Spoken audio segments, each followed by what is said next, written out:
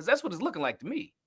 So, Dr. Cole, you nodded when Miles was speaking. So you agree? You like the fight? You feel like it achieved the goal and everything else? I believe in agency as well, and I think that, I mean, it's like, look, that's why I said earlier, he made that decision of sound mind. I think there's two different conversations. One, I want to show Mr. Kwame some love. It's just, you don't know me, but I've prayed for you before, brother. It's just good to see you, and it's a pleasant surprise that you're here. I think there's an important conversation under the subtext about black men, their health. I actually think this conversation almost would be better for like a Tua at the Dolphins than it would be this one-off situation with Tyson.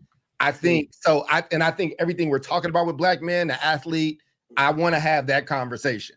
I also want to be honest about this particular piece. I think they ran a play. I think that they were clearly communicating with each other. I think that's why I was asking if everybody watched the full night, the full spectacle. The first fight, that was BS. Those two fights in the middle with those two Mexican-American fighters and then those two women that would have got no love, no shine. They got to fight in front of 60 million. And those fights was worth whatever you paid. Like them women, that 36-year-old and that 38-year-old woman, they fought. And to be honest with you, they threw harder punches than the Jake Paul and Mike Tyson fight. Like, it's not a diss to Jake Paul and Mike Tyson. I just could tell they were trying to take care of each other inside that ring. I could tell they ran a play.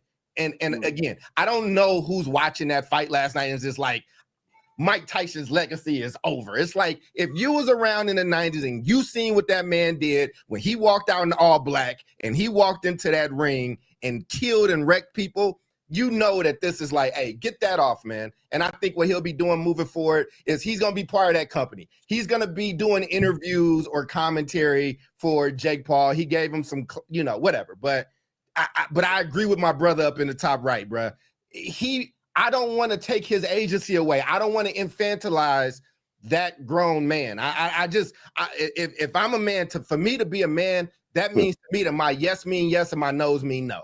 So I don't want to strip him of that. Now, if we find out something else, there's some substance, there's this, that, and the third, my heart's always going to go out for him. But I got to let that man be a man. If that's what he wanted to do, that's what worked for him. It was $20 million. Now, if we're talking about a football player on the NFL team that is not on a guaranteed roster is going to make $1.2 million, or Tua, who had 5 concussions last year, had another one, and is like, now that conversation about and he's young, right? Like, he's going to feel that CTE. Like, it's probably, you know what I'm saying? Like, that conversation, I think all this applies there. But somebody that's 60 years old that needed one last big payday on top of whatever else he got going, I just wasn't mad at. But I don't want to discount what any of these other brothers said, especially what Mr. Kilpatrick said, and just talking about the whole, like, I just didn't want to skip over that. Like, I appreciate you sharing that. You didn't have to. But I wanted to honor what everybody was saying, but I got to keep it real about last night as somebody who watched